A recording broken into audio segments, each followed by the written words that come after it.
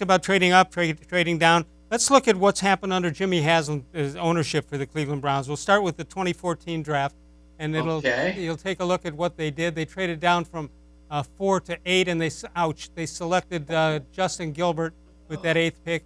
Sammy Watkins, Khalil Mack, Jake Matthews, and Mike Evans were taken with the 4th through 7th pick, so they missed out on that. Odell-Beckham-Jr. was drafted at number 12 by the Giants. Now we go to 2016 and see what happened there. The Browns traded down from number 2 to number 8, and again from 8 to 15, and then they selected, this hurts, Corey-Coleman with that 15th pick. They missed on taking Carson Wentz a couple of times. Joey Bosa, Ezekiel Elliott, Jalen Ramsey, and Jack-Conklin. Eventually they got Jack-Conklin. Now we go to 2017. Let's see what they did. And they traded down from 12 to 25, and they select Jabrill-Peppers with that 25th pick. Houston used the 12th pick to select Deshaun-Watson, and the Browns also received the 4th pick in that 2018 draft, which turned into Denzel-Ward. So sometimes it's just you throw it up against the wall and see what sticks. Those didn't stick very well. That's why I'm holding my head.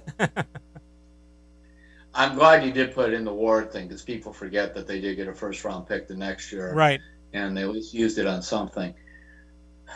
You know, you go back and you look at those drafts and you just, you don't even shake your head. You feel like your head just rolled off. And the funny thing, too, is they passed on Conklin. They've gone out and signed him, which I guess is one way of remedying it. We'll see, we'll see what it goes back to. Yeah, you like to have a lot of picks, but you have to know what to do with them. Right. I will say this. I'm going to go back there to praise them. I thought the approach to free agency, at least on the offensive side of the ball, was well done.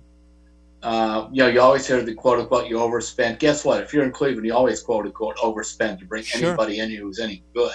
In any sport. Because why else would they want to come? Yep. Keenum wanted to come because he knows Stefanski, but the other two guys, they don't know.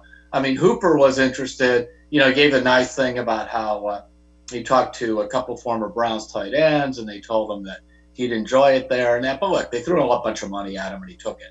And he's also going to a system that throws the ball to the tight end, so that's not a good. And by the way, just because a guy is the highest paid guy at a certain position doesn't know that he's been labeled the best player either. Sometimes it's no, and 6 months later, somebody else is. Exactly, somebody has to be there. No question about that.